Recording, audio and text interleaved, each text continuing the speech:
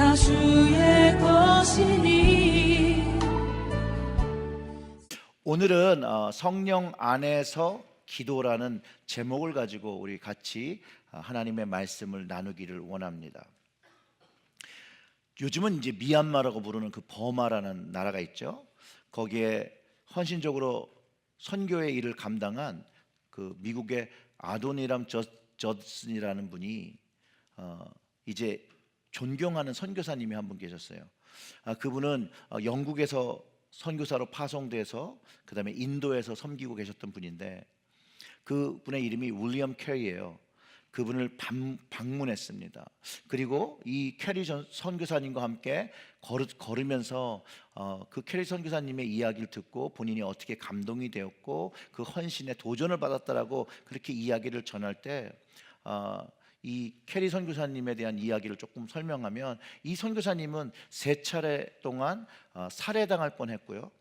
인도 정부의 갖은 방해로 그가 이루어놓던 그런 모든 것들이 한꺼번에 방화되는 그런 것들을 경험하기도 했다고 합니다. 이제 그런 이야기들을 하면서 그런 역경들을 어떻게 견디고 또 다시 일어날 수 있었는지, 그 용기와 그 믿음에 대해서 이제 질문을 한 거예요.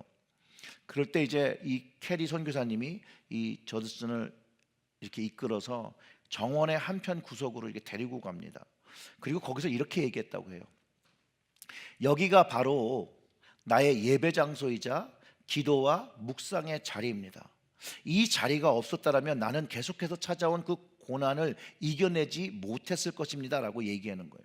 그러면서 나는 매일 새벽 5시에 이 자리에 와서 하나님께 기도를 합니다. 그리고 하나님께서 지으신 모든 것들을 바라보면서 묵상하고 이야기를 합니다. 그리고 6시경에 다시 들어가서 아침을 먹고 하루 일과를 시작합니다. 저녁이 되면 밥을 먹고 다시 손에 성경을 들고 다시 이 자리로 옵니다. 이 캐리 선교사님의 그 사역의 중심은 기도와 말씀과 예배였다라는 것을 우리가 알 수 있습니다. 그럼 윌리엄 캐리 선교사님이 이전에는 무엇을 하시던 분이었냐면, 그분의 직업은 구두 수선공이었습니다. 꿈이 없던 그가 예수님을 만나면서 그의 인생의 가치관이 바뀌고, 그리고 하나님의 뜻을 알며 선교의 꿈을 가지기 시작했습니다.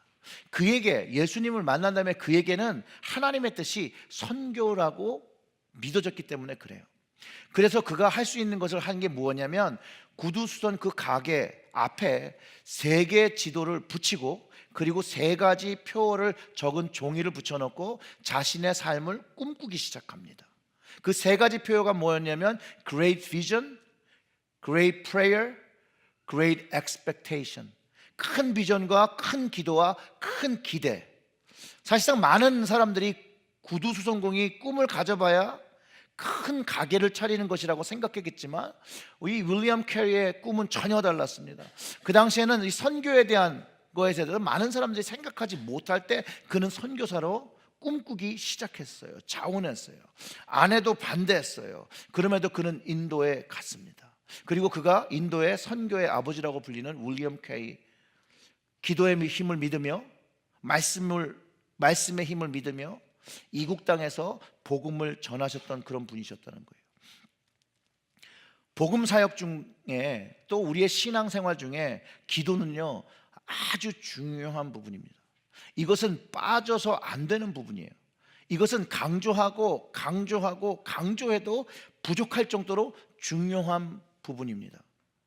그래서 기도가 얼마나 중요하면 우리의 호흡과 같다라고 얘기할 정도로 중요한 것이라는 거예요. 그래서 오늘 본문에서 바울이 에베소 성도들과 이 말씀을 대하는 현대 그리스도인들에게 한 가지 분명히 기도를 강조하고 요구하고 있다는 것이에요. 그것이 바로 오늘 제목을 정한 성령 안에서 기도하라는 것이에요.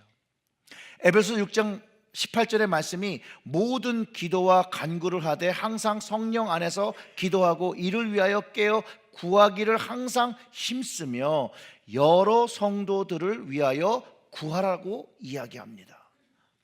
성령 안에서의 기도는요 영적으로 깨어서 기도하는 것이에요. 그리스도인들은 깨어서 기도해야 됩니다. 이 깨어난다는 것은 숨을 쉬는 것과 같습니다. 생명을 가지는 것과 같습니다. 기도는 우리가 살아가는 영의 호흡입니다. 즉 영의 호흡 안에서, 성령 안에서 기도하며 하나님과 교제하는 것이에요. 숨을 쉬며 하나님의 호흡을 느끼는 것이죠. 그리고 친밀감을 느낀다라는 것이에요. 상대방의 호흡을, 그 숨결을 느낄 수 있는 건 가까이 갈 때잖아요. 성령 안에서 기도하는 건 그렇게 친밀한 기도, 하나님께 가까이 나가는 기도를 말해주고 있습니다. 가까이 가고 나니 결국은 무엇을 아느냐? 하나님의 깊은 것과 그 사정을 알게 된다는 것이에요. 바로 영적으로 깨어서 기도함이 성령 안에서 기도하는 것인데, 하나님의 뜻과 그 마음을, 그 사정을 알고 기도하는 것이라고 가르쳐 줍니다. 고린도전서 2장 10절의 말씀이 있는데요, 우리 이것을 같이 한번 읽어보겠습니다. 오직 하나님이 성령으로 이것을 우리에게 보이셨으니 성령은 모든 것 곧 하나님의 깊은 것까지도 통달하시느니라. 아멘. 성령님께서 하나님의 깊은 것을 알아서 우리가 성령 안에 기도할 때 우리에게 그것을 보이시고 가르쳐 주신다는 것을 성경이 이야기하고 있다는 거예요. 이것을 경험하는 것, 하나님의 뜻을 알고 하나님의 사정, 그 계획을 아는 것이 성령 안에서 기도하는 것임을 가르쳐 주고 있다는 것이에요. 더 쉽게 설명을 하면 하나님의 깊은 것, 하나님의 뜻을 이해하는 기도, 이 기도는 육적인 삶에서 우리를 영적인 삶으로 전환하게 하는 기도입니다. 더 쉽게 얘기하면요, 성령 안에서 하는 기도는 내가 원하는 것을, 내가 바라는 것을 구하는 것이 아니라는 것이죠. 나의 필요를 위해서 하는 기도가 아니라 하나님과 주님의 뜻을 구하는 기도가 성령 안에서의 기도입니다. 성숙한 기도죠. 하나님께서 성령을 통해서 우리에게 허락하셔서 하나님의 깊은 뜻과 그 하나님의 사정을 깨닫고 나면 하나님의 일에 우리의 삶을 드리게 된다는 거예요. 자발적으로 동참하게 된다는 거예요. 그리고 자발적으로 동참하면 하나님께서 그것을 계속할 수 있도록 도와주시고 힘을 불어넣어 주신다는 거예요. 그렇기 때문에 성령 안에서 기도하며 깨어있으면 무엇을 경험하냐면 하나님의 은혜를 경험하게 된다는 거예요. 고린도전서 2장 12절의 말씀을 참고하면 이렇습니다. 우리가 세상의 영을 받지 아니하고 오직 하나님으로부터 온 영을 받았으니 이는 우리로 하여금 하나님께서 우리에게 뭘 주신 것이요? 은혜로 주신 것들을 알게 하려 하심이라. 하나님이 주신 성령은 우리에게 하나님이 은혜 주신 것들을 알게 한다는 거예요. 그러니 세상의 영을 가지고 살아가는 사람은 하나님의 은혜를 경험할 수 있다? 없다라는 것이죠. 오직 성령으로 말미암아 우리는 하나님의 은혜를 날마다 체험할 수 있다라는 거예요. 그래서 바울이 성령 안에서 기도하면 하나님의 은혜를 경험한다라고 가르쳐주고 있는 것이에요. 그래서 성령 안에서 깨어서 기도하라는 것이에요. 성령 안에서 깨어서 기도하면 이 성령님께서 우리의 연약함을 아시고 도우시고 우리를 위하여 탄식하며 간구해주고 계심도 우리가 알게 되는 것이에요. 성령께서 하나님 뜻대로 그 성도를 위하여 간구하신다라고 로마서 8장 26절부터 28절의 말씀을 이렇게 하는데요, 이와 같이 성령도 우리의 연약함을 도우시나니 우리는 마땅히 기도할 바를 알지 못하나 오직 성령이 말할 수 없는 탄식으로 우리를 위하여 친히 간구하시느니라. 마음을 살피시는 이가 성령의 생각을 아시나니 이는 성령이 누구의 뜻대로요? 하나님의 뜻대로 성도를 위하여 간구하심이라. 즉 성령 안에서 기도하는 것은 성령님도 하나님 뜻대로 성도를 위해서 간구하신 같이 우리도 하나님의 뜻을 알아 기도하는 것들을 이야기하고 있다는 거예요. 그리고 28절에 우리가 알거니와 하나님을 사랑하는 자 곧 그의 뜻대로 부르심을 입은 자들에게는 모든 것이 합력하여 선을 이루게 된다는 거예요. 성령 안으로 기도하면 하나님의 뜻을 알고 이제 그 각 하나님의 뜻을 안 성령 안에 기도한 자들이 협력하게 된다는 거예요. 힘을 모으게 된다는 거예요.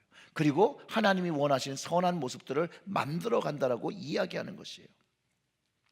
성령 안에서 깨어서 기도할 때만이 하나님이 원하시는 것을 위해 그리스도인들에게 합당한 기도를 할 수 있게 되는 것을 사도 바울이 이야기하고 있다는 거예요.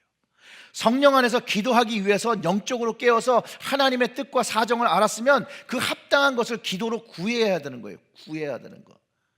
오늘 본문에서 모든 기도와 간구를 하되 항상 성령 안에서 기도하고 이를 위하여 깨어서 구하기를 항상 힘쓰며 여러 성도를 위하여 구하라고 권면합니다. 자, 보세요. 깨어서 구하기를 항상 힘쓰며, 깨어서 알았어요.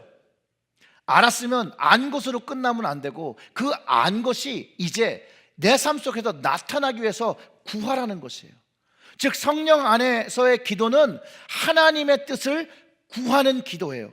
성령 안에서 기도는요, 성령님의 인도하심을 받아 하나님의 뜻대로 기도하고 나를 위하고 구함보다는 성도를 위한 구함이라고 가르쳐주고 있다는 거예요. 예수님이 가르쳐주신 성령 안에서의 기도, 바로 구하는 기도는 마태복음 7장 7절과 8절의 말씀에 있습니다. 다 같이 읽어볼까요? 구하라 그리하면 너희에게 주실 것이요, 찾으라 그리하면 찾아낼 것이요, 문 두드리라 그리하면 너희에게 열릴 것이니 구하는 이마다 받을 것이요, 찾는 이마다 찾아낼 것이요, 두드리는 이에게 열릴 것이니라. 구하고 찾고 두드리는 것을 그 영어로 약자라면 ask, ask잖아요. 이게 구하는 기도예요. ask, seek, knock. 구하였으면 그냥 단순히 구하는, 말하는 거로 끝나는 게 아니라 찾아야 된다는 것이죠. 그리고 찾았으면 그것을 두드려야 한다는 것이에요. 이것이 성령 안에서 하는 기도는 이렇게 능동적이며 활동적인 기도라는 거예요. 행동이 동반돼야 되는 기도인 것을 가르쳐주고 있다는 것이에요. 즉 하나님의 뜻을 발견하면, 이제 성령님 안에서 기도하며 성령님을 통하여 하나님의 뜻을 발견하면 그 뜻대로 하나님 나라를 구하고 의를 구하고 찾고 두드리라는 것이에요. 그럴 때 주님께서 우리에게 영적 진리를 가르쳐 주셨어요. 그 기도를 하게 되면 하나님은 우리의 필요를 아시고 우리의 필요를 채우신다라고 주님께서 가르쳐 주셨어요. 너희는 먼저 그의 나라와 그의 의를 구하라. 그리하면 이 모든 것을 너희에게 더하시리라. 이 영적 진리는요, 우리 삶 중심에서 우리가 성령으로 기도할 때 경험하게 된다는 거예요. 즉 성령 안의 기도는요, 자신의 유익을 위하여 살지 않고 하나님의 유익과 주님의 백성의 유익을 가지고 살고 예수 그리스도의 십자가의 사랑으로 성령 안에서 새로운 삶을 살기를 바울이 성도들에게 권면하며 영적으로 깨어 하나님의 뜻을 구하고 이제 구하는 기도를 통하여 하나님의 일들을 감당하라고 가르쳐 준다는 것이에요. 그렇기 때문에 성령 안에서의 기도는 복음에 합당한 삶을 보여주어야 합니다. 오늘 본문 19절과 20절을 보면 이래요. 또 나를 위하여 구할 것은 내게 말씀을 주사 나로 입을 열어 복음의 비밀을 담대히 알리게 하옵소서 할 것이니 이 일을 위하여 내가 쇠사슬을 매인 사신이 된 것은 나로 이 일에 당연히 할 말을 담대히 하게 하려 하심이라. 바울이요 스스로 성령 안에서 기도하며 하나님의 뜻을 알았는데 그 하나님의 뜻이 무엇이냐면 복음의 비밀을 담대히 전하는 것이에요. 하나님 나라를 선포하는 것이었어요. 회개를 선포하는 것이었어요. 그리고 그것을 위하여 감옥에 갇히고 쇠사슬을 진 거 기꺼이 했다라는 거예요. 기꺼이.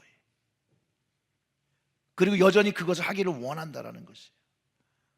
하나님의 일을 하기 위하여 그런 대가를 당연히 받아들이겠다는 거예요. 사도 바울의 말은요, 성령 안에서의 그 기도는 말로 시작하고 말로 끝나는 것이 아님을 가르쳐주고 있다는 거예요. 성령 안에서 깨닫고 구하는 기도는 반드시 그 기도에 합당한 액션, 그 행동이 동반돼야 되고, 그렇기 때문에 기도는 말이 아닌 행동이라는 거예요. 성령 안에서의 기도는 바로 행동, 액션이며 변화이며 트랜스포메이션이며 열매, 프루트라는 거예요. 그것이 바로 복음에 합당한 삶으로 보여지게 된다는 거예요. 사도 바울은 갈라디아서에서 만일 우리가 성령으로 살면 성령으로 행한다라고 가르쳐 줍니다. 이 성령으로 행한다는 것은 이 선 안을 이렇게 그어놓고 그 안을 걸어가는 거예요. 또는 규칙을 지킨다는 말이에요. 통제를 받는다는 단어의 의미를 가지고 있습니다. 즉 성령 안에서 기도하면 성령님께서 주시는 그 가이드라인을 따르고 규율을 따르고 또 그 성령님의 통제를 받으며 하는 기도임을 가르쳐주고 있다는 거예요. 그렇기 때문에 성령님께서 주시는 감동을 쫓아 살 때 우리는 우리의 기도가 변화하는 것, 그것을 경험하게 됩니다. 어쩌면 성숙하게 되는 것을 경험하게 됩니다. 그리고 우리의 삶이 변화하기 시작합니다. 그런데 우리의 삶의 대부분은 성령님을 쫓아 사는 것이 아니라 우리의 감정을 쫓아 살 때가 대부분이라는 거죠. 성경은 성령님을 따라 살 것을 권면하고 있고 성령님의 도우심을 가져 하나님의 기뻐하시는 모습으로 변화되어야 된다고 우리에게 가르쳐주고 요구하고 있습니다. 저를 포함해서 예수 그리스도와 하나님을 인격적으로 만난 사람들은 하나님과 친밀한 관계를 형성하면서 삶의 패턴이 바뀝니다. 기도의 패턴이 바뀝니다. 삶의 양식이 바뀌어졌습니다. 여러분들이 들어보신 많은 간증의 이야기들 속에 이것을 담고 있습니다. 실제로 저는 성령님을 통해 주님을 만나고요, 나 중심 기도에서 다른 이들을 위해서 기도하는 것으로 변화했다라는 거예요.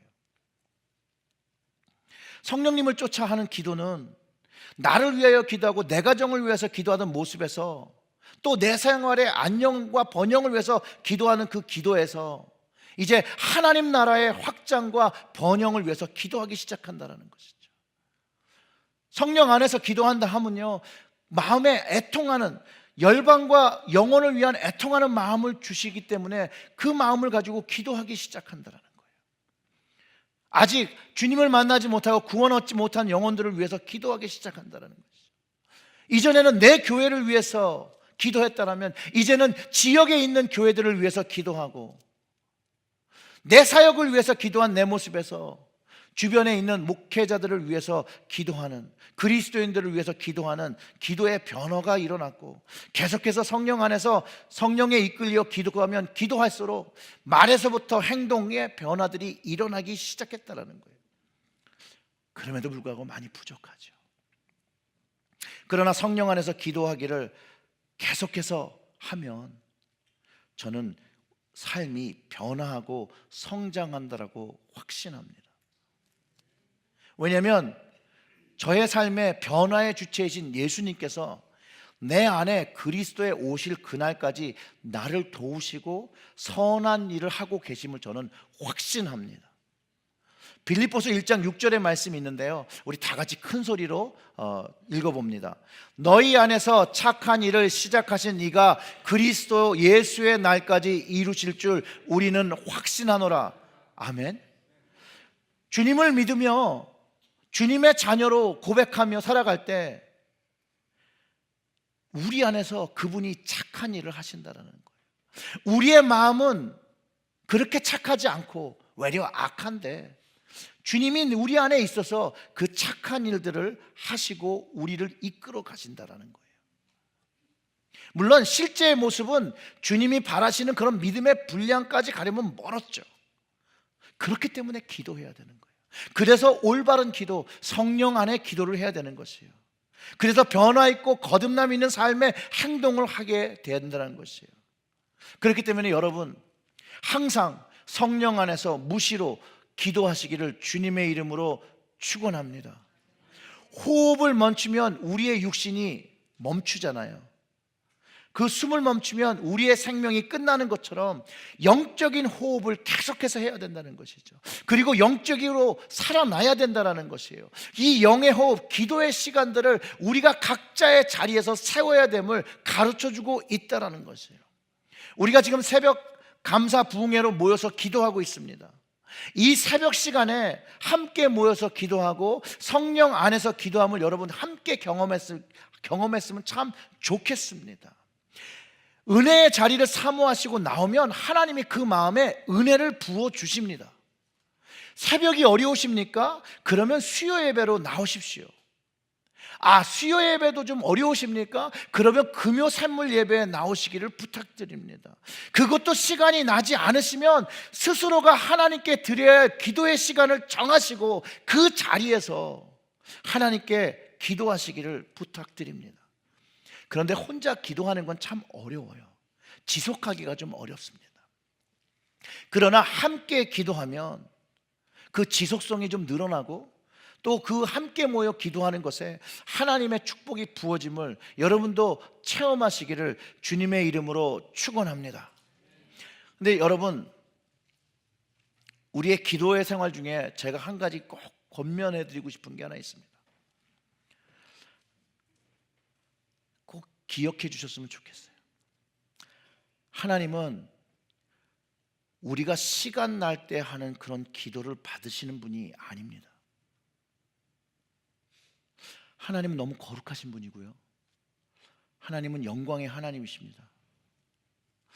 우리의 언어로 표현할 수 없는 그런 분은, 그 하나님께 우리는 무지해서 너무 무리하게 대한다는 거예요. 그래서 우리는 기도하면 하나님의 마음을 헤아리기보다는 다짜고짜 달라고 하잖아요. 어떤 분은 이런 얘기를 하시더라고요. 우리가 미국에 살아서 자꾸 달라 한다는 거예요. 이거를 한국에서는 뭐라고 표현하냐면 거지 기도래요. 구걸 기도죠. 주세요, 주세요. 모든 기도가 주세요로 되면 안 된다는 거예요. 그것보다는 우리의 기도는 하나님을 향한 우리의 마음, 우리의 정성을 다하는 시간입니다. 성령 안에서의 기도는 우리의 마음을 드리는 시간이에요. 우리의 정성을 다하는 시간이에요. 하나님께 우리의 짜투리 시간, 남는 시간을, 그런 걸 드리는 분이 아니라 내가 정해서 드리는 기간, 아침의 첫 시간, 가장 귀한 시간, 없는 시간을 짝에서 만들어서 드려야 되는 분이라는 거예요. 정말로 그런 마음으로 기도할 때 하나님께서 우리의 기도를, 우리의 삶을 어여삐 여기시고 그 기도에 응답하시지 않으시겠습니까?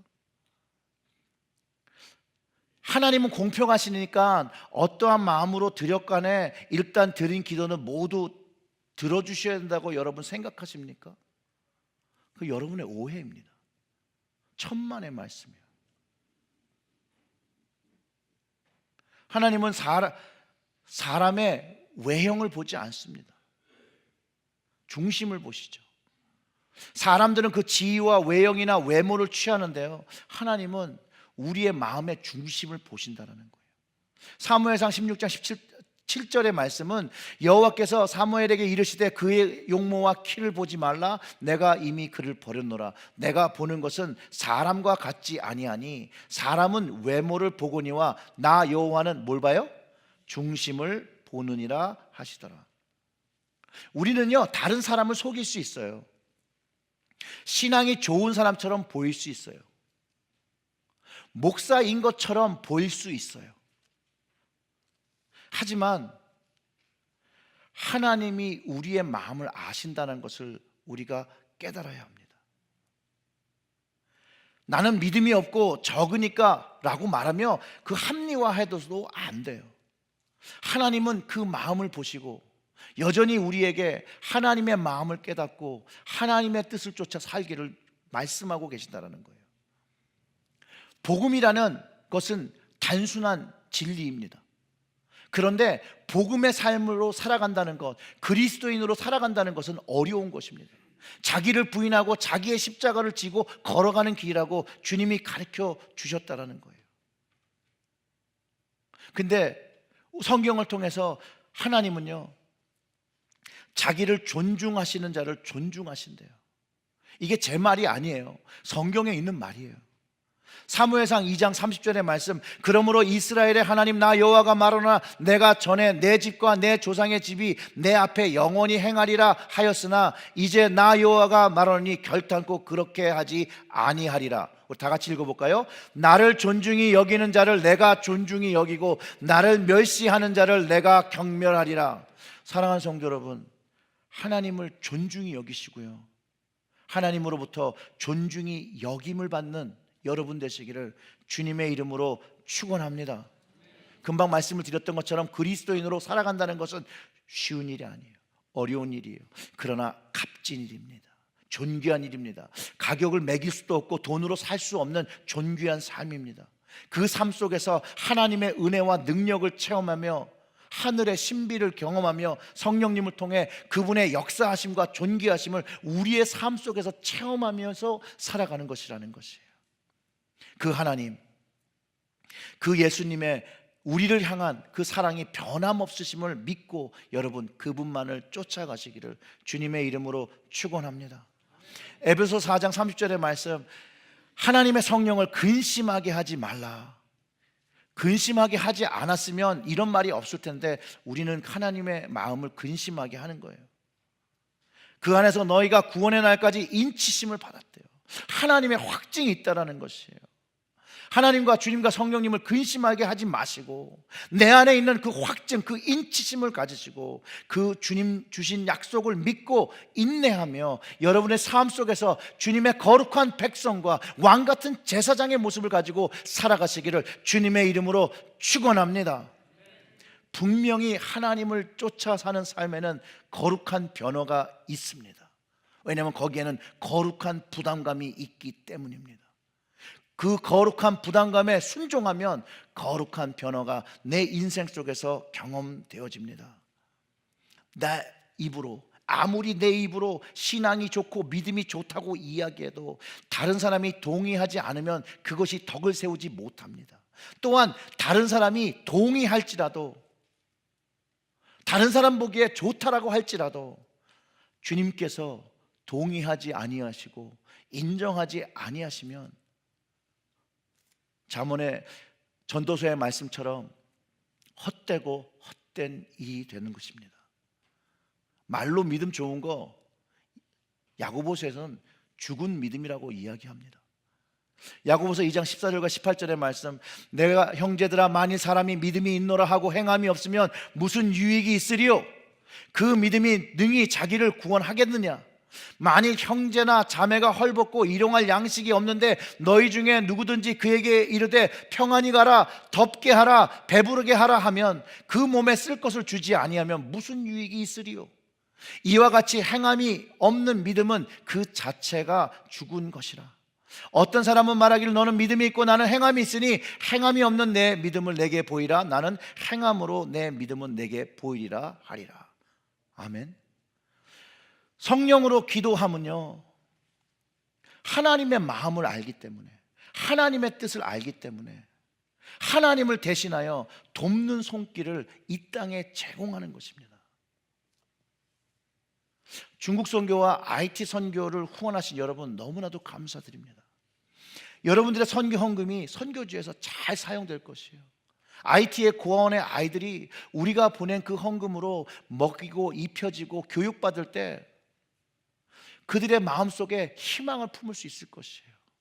한번 생각해 보세요. 야고보서의 말씀처럼 정말로 그들에게 먹여주지도 않고 배고픔을 해결해주지도 못하고 헐벗은 걸 입혀주지도 못했을 때 그들이 정말 하나님의 살아계심을 믿을 수 있겠습니까? 그럴 때 우리가 하나님의 손을 대신해서 하나님의 돕는 손길로 다가갈 때 그 안에 하나님이 역사하시고 하나님께서 살아 움직이시는 것을 경험하게 된다는 것이에요. 다음 주 11월 4일 크로스 선교회 자선음악회가 있습니다. 이거는 의미가요, 북한 아이들에게 약을 보내기 위한 아주 의미 있는 행사입니다. 여러분 함께 참여하셔서 이 아이들을 축복하시고 이 아이들을 위해서 기도해 주시고 돕는 행사가 될 수 있도록 여러분들이 좀 돕는 손길이 되어 주시기를 주님의 이름으로 부탁드립니다. 주변에 있는 분들에 대해 이런 좋은 의미를 설명하시고 그분들 오시라고 하셔서 함께 참여하게 하시고, 또 이 자선 후원회가 잘 되어서 정말로 많은 북한의 어린 아이들이 어려울 때, 아무도 도와주지 않을 때 기독교 단체의 도움으로 건강을 찾고 치유를 받고 했을 때 그때 전하는 복음의 하나님을 받아들이지 않겠습니까? 여러분, 또한 우리 교우 중에 어려움 당하시는 분들이 있습니다. 힘든 상황에 놓이시는 분들이 계십니다. 그러면 좀 찾아가시고 위로하시기를 좀 부탁드립니다. 찾아가시고 위로할 때 그냥 가지 마시고요, 좀 먹을 거라도 하나 해가지고 갖다 주시고, 그럼 더 감사하고요. 음식에 특별한 재주가 없으신 분들은 그럼 식당으로 초대를 하셔서 밥을 한 끼 사주시면, 여러분, 어떤 사람에게는요, 한 번 베푸는 이 도움의 손길이요, 그의 인생을 바꿉니다.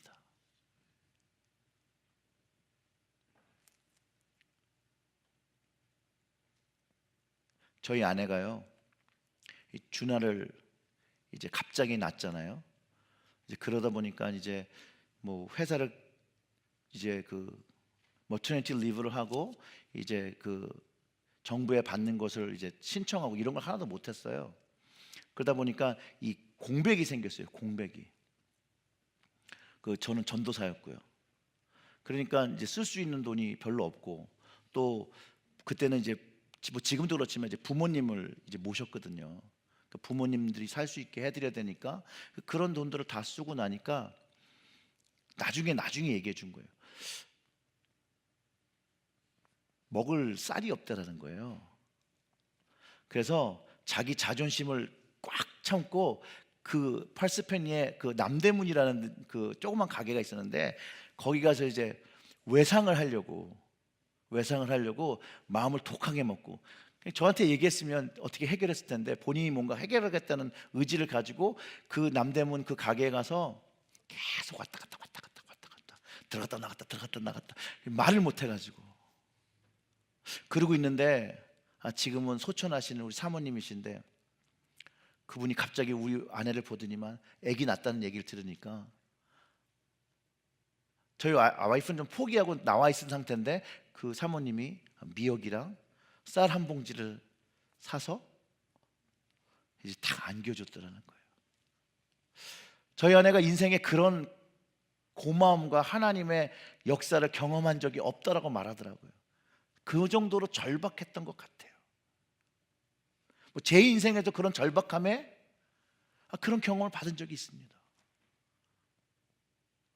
문고리에 누가 이렇게 우렁각시 같은 사람들이 있어가지고 청년으로 와서 유학하면서 할 때 너무 어려웠거든요. 그때 보면 누군지 모르겠는데 문고리에다 뭐를 라면 2개를 걸어놓고 가거나 쌀 한 조그만 걸 두고 가시나, 저는 아직도 감사해요. 그 모습이 성령으로 주님의 뜻을 깨닫고 돕는 손길, 주님이 요구하시는 그리스도인의 삶의 모습이라는 거죠. 바울이요, 현실의 어려움 속에서 하나님만을 바라보고 주님을 바라봅니다. 감옥에서 이 쇠사슬을 맬지라도 이 주님의 복음이 전해지기 위해서 뭐라고 권면을 했냐면요, 각자의 자리에서 그리스도의 변함없는 은혜를 바라보고 행동하자고 권면하는 것이에요. 이게 얼마나 놀라운 고백입니까? 우리는요, 각자의 자리에서 주님의 변함없는 은혜를 경험한다라는 거예요. 그 은혜를 경험하면 이제 성령으로 기도하여 그 하나님의 마음을 깨닫고 주님의 마음을 깨달았으면 이제는 돕는 손길이 되어야 한다는 거예요. 그리고 복음의 비밀을 전하는 통로가 되어야 된다는 거예요.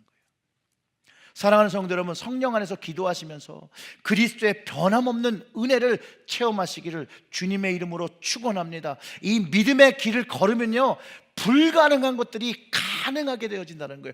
불가능한 것, 사람들이 보기에 불가능하다는 것들이 가능하게 되는 것들이 이 성령 안에서 기도하는 것입니다.